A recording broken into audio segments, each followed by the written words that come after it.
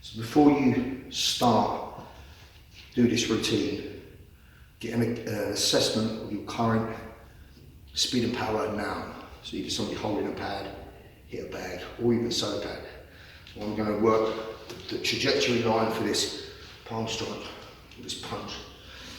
And I want to get from where, just how I am now, 5 reps as a gauge, see how I feel.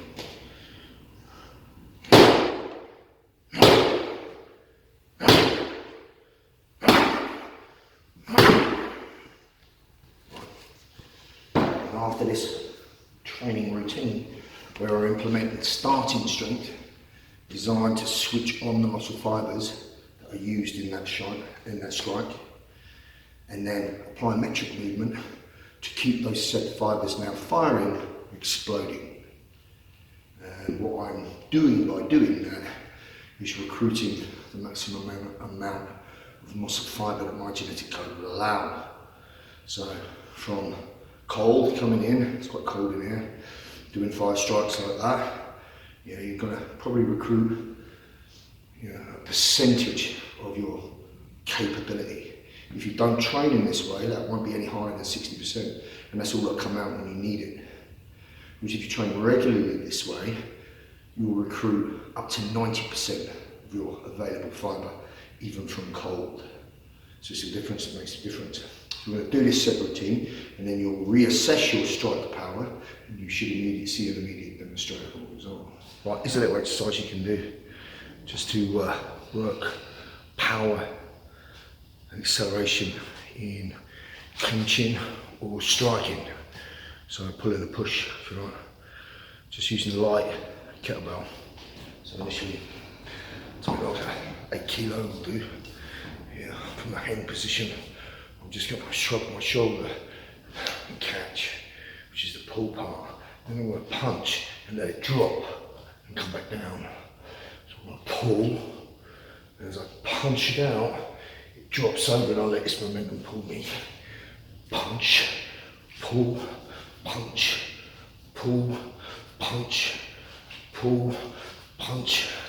So, yeah, from the hang, feet forward and left. Just go shrug, shrug and bring the elbow underneath.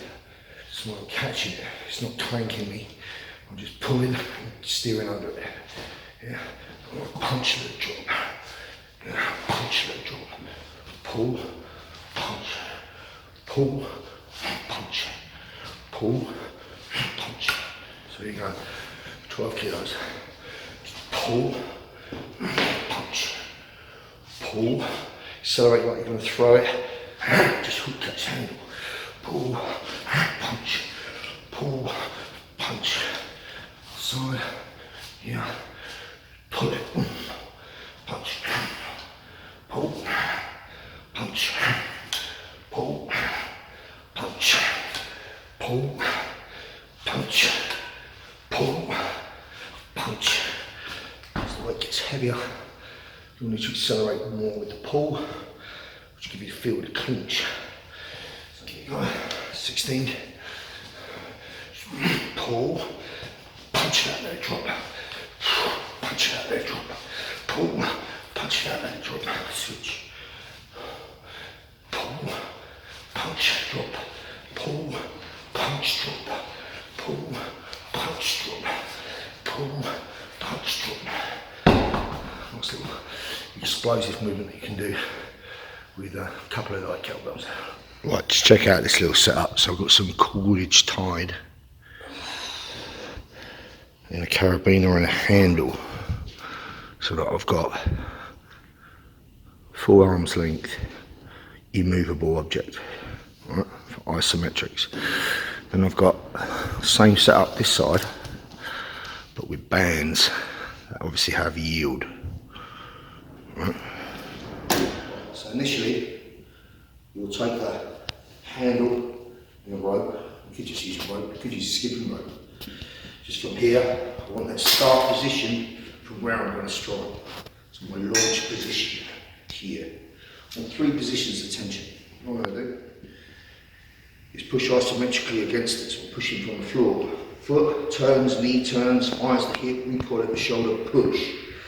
Pushing, pushing, pushing to recruit, I switch on as many fibres involved in my strike as possible. And I'll hold 7 to 10.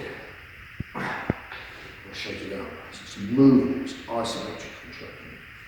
Then I'll move back and replicate that halfway motion, halfway point. So now I push again, turning the foot, turns the knee, fires the hip, recoil the shoulder, throw the shot, and isometrically pushing 7 to 10 seconds at this range. Releasing it out. Then I'll go, think about it as 0 to 10, 0 start point, 10 finish point, and 7.5 is 1/3 shy of locking out and connecting with the target. So I started here, then here, and then finally just shy, 1/3 shy. So you push, yeah. You can switch on as many fibres as I can, and shake it out. So Bruce Lee used to use a skipping rope, tied around him, and use this vertical punch position with this, same idea, just isometrics. As soon as I've loosened up, we'll go to the bang. From here, from the start position, I'll just fire out 7 to 10 strikes.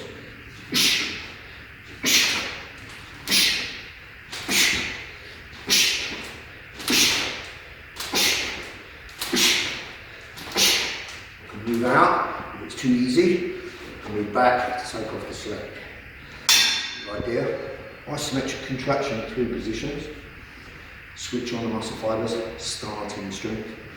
Then bang, explosive punches, full range of motion and constant tension before now recruiting the plyometric element. This is complex training.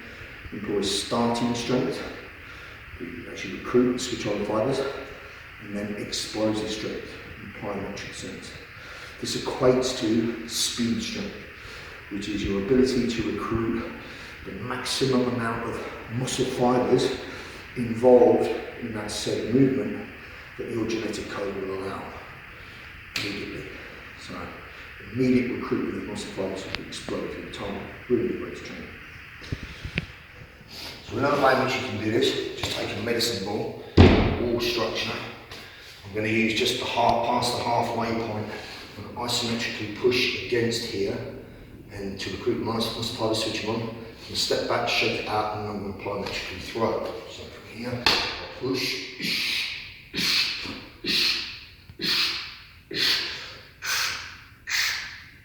shake it out.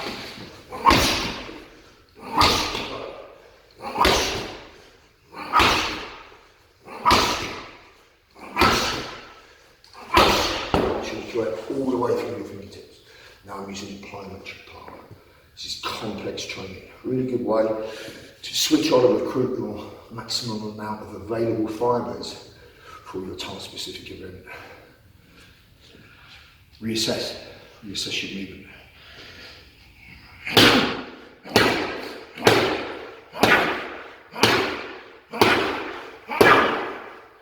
You should see a demonstrable result.